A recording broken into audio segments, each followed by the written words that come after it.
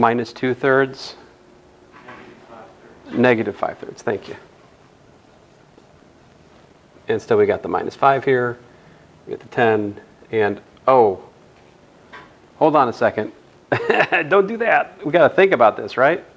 Let's think about it. How about those last two spots? I can't, I had to think, I had to calculate, you know? Duh. All right, so 1/3 R2, so 10 over 3 up top, 10 over 3? Okay, cool. And how about here?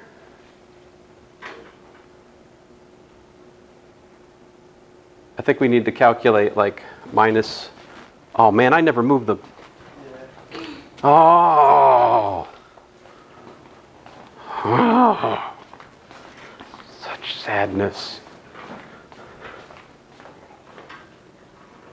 Man, that's a bummer. I felt like I explained the circuit well today too. I never do that in here. Oh well, I guess it's just as well. Anyway, there it is. But we actually need to calculate minus 5, right?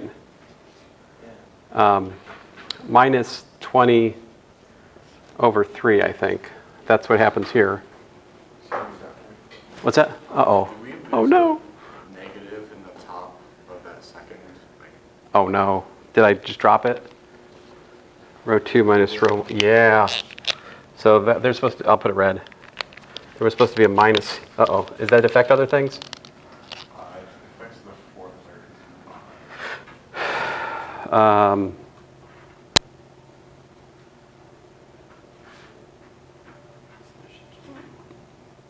So negative 1 plus 1/3 is negative 2/3. Thank you. Was that it? I think that was it. And then we still need to figure out what's minus 5, minus 20 over 3. Thank you. Minus 35/3. All right. All right, so this last row, what's it tell me? It tells me minus 5/3 I3 is equal to minus 35 over 3, right? So I3 apparently is equal to, 3's be canceling, 35 over 5 is 7, so we get 7 amps. Which, by the way, is pretty awesome because I just made this problem up, so to get an integer answer is like unusual. And then once you know that, then we can go back up to here, and we get 3I2 is 10 minus I3. So divide by 3, and that gives us whoa, 3 over 3, dude. So I2 is equal to 1 amp. And once you know that, you could go back, you could use this equation here, By the way, do you see what I did? I'm just bailing on row reduction at this point because I'm close enough to see the answer.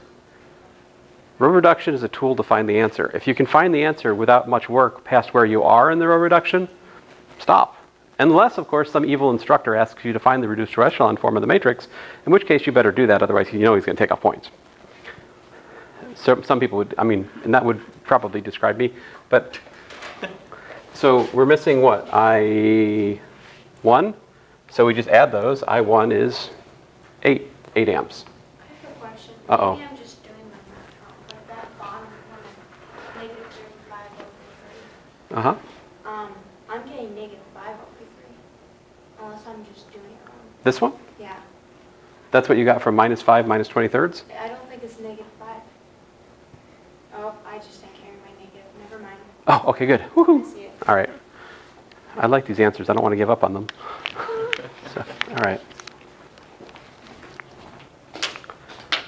All right, let me use the projector here for a minute.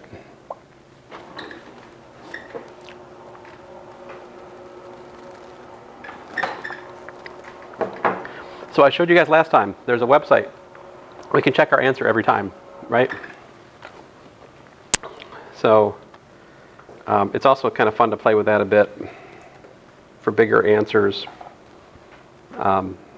just to see what things happen. But What I wanted to look at with you guys, if I can get it out here, if I can find it.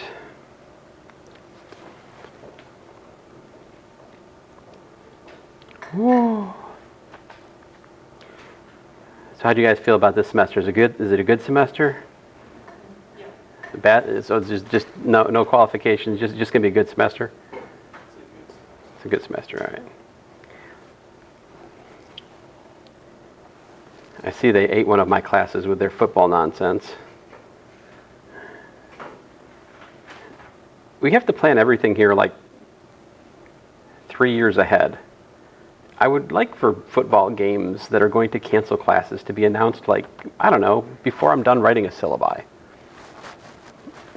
Is that too much to ask? I mean, apparently it's too much to ask.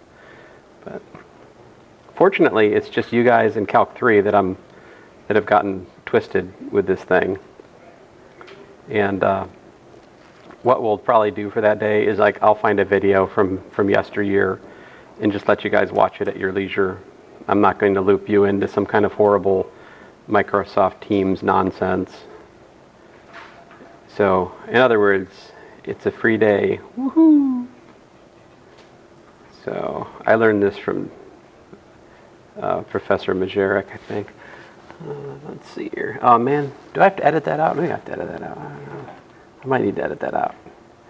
I'm at the moment trying to find your course notes, which are somehow hidden from my view. I mean, they're on this computer, I know they are. But like, where did I put them?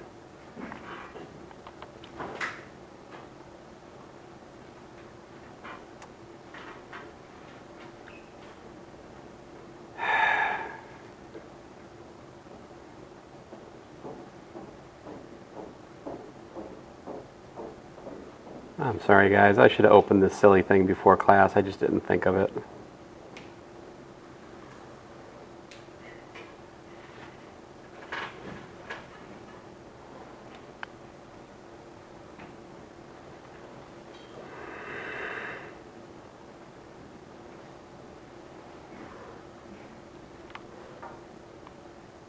Ah, found it. Woohoo!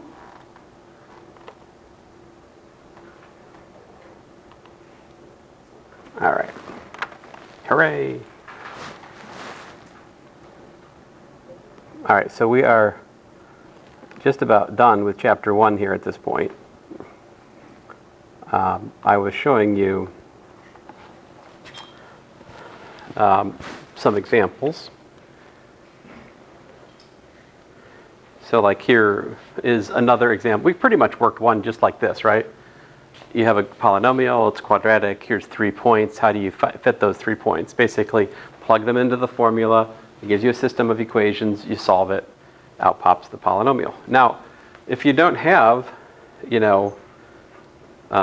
enough data, you can end up with a parameter in your solution. Like here, in example 1.42, I've got a cubic and I'm only given 3 points. Well, 3 points don't fix a cubic because a cubic has an A, B, C, and a D. Right? And those all appear linearly, so this is a problem of linear algebra, actually. Despite the fact there's an x cubed and an x squared, right? That's not where the equations are coming into play, are they? So we do get linear equations in the coefficients. It gives you that system. You do the row reduction with technology, because why not? And that gives us this. Notice now that C is a non-pivotal variable, but A, B, and D are pivot variables. So we can write A, B, and D in terms of C. Of course, D doesn't have an explicit C dependence, but there it is. And so what this means then is there's not just one cubic that goes through these 3 points, there's an infinite family of them. And this is the form of that family. And we can solve that problem. This would be really hard to do from a pre-calculus perspective, So here's another well-known kind of problem, traffic flow. It's a lot like the circuits problem, actually, because essentially the idea is conservation of traffic. So cars in has to equal cars out. That's all. And so that brings us to this system of equations down here, conservation of vehicles, 4 equations, because there's 4 intersections. And then we write down the system, we put it in the right form to write down the augmented coefficient matrix, we do the row reduction, and there's the answer. In this case, x3 is equal to 0, x2 is 100, x1 is 500. So now, oh, well, we did one of these, so I won't bore you with that at the moment. And that's it for now. Now, we do have more examples as we go on, but those examples exhibit other things we haven't talked about, namely matrices and how we add and multiply matrices, things like that. So we do have more examples to come to, but just to review, what we've seen this week is that the solution set is empty if it's an inconsistent system, but if it's not empty, it's a consistent system. For the consistent systems, there are two possible cases. Either there's a unique solution, just one, or there's infinitely many, right?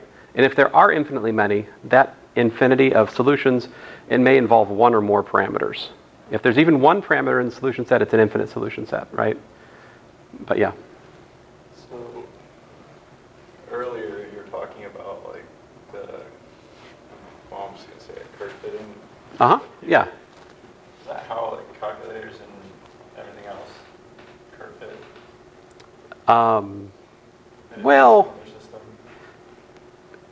that's probably part of what they're doing. I think it's probably more sophisticated than just this. I mean, curve fitting.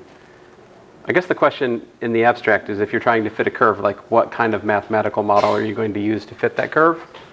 So people do a lot of things with cubic splines, things like that. But that's like an art form. There's much more to say there that I'm not sure what to say actually. So, but this is certainly something we could do. Yeah. Anyway, you guys have a good rest of your week.